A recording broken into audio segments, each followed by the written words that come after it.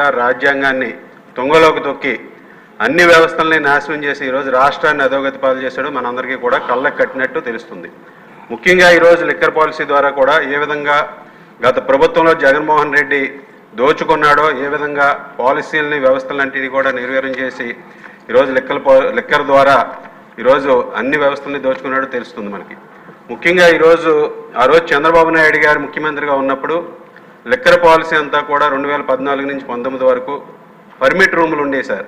ఆ పర్మిట్ రూములన్నీ కూడా తొలగించి ఈరోజు ఓపెన్గా ఎక్కడ పడితే అక్కడ మద్యాన్ని వినియోగించే విధంగా కూడా చేసి అందరినీ కూడా ఈరోజు ఇబ్బందులు పెట్టే పరిస్థితి ఏర్పడింది. ఈరోజు పొలాల్లో కానీ, చెరువు గట్ల మీద కానీ, కాలువ గట్ల మీద అన్ని చోట్ల కూడా కన్జంప్షన్ చేసే విధంగా తయారు చేశాడు.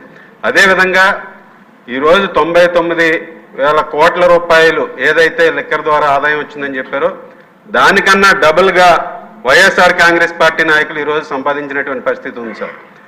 ఆఫ్టర్ టైమింగ్స్లో బ్లాక్ మార్కెట్ ద్వారా ఈరోజు లిక్కర్ నమ్మి వైఎస్ఆర్ కాంగ్రెస్ పార్టీ నాయకులు కూడా పెద్ద ఎత్తున వ్యాపారం చేసి దీని ద్వారా సంపాదించినటువంటి పరిస్థితిని కూడా మనం చూడొచ్చు.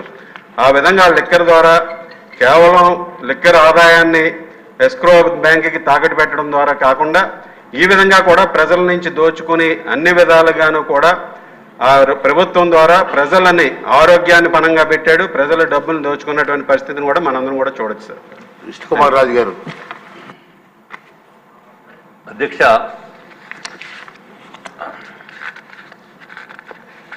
గౌరవ ముఖ్యమంత్రి గారు కూడా ఇది కొంచెం ఇంపార్టెంట్ అధ్యక్ష. లిక్కర్ అంటే దీనిపైన కొంచెం ప్రత్యేక ఫోకస్ పెట్టడం జరిగింది అధ్యక్ష. మేము భారతీయ జనతా పార్టీ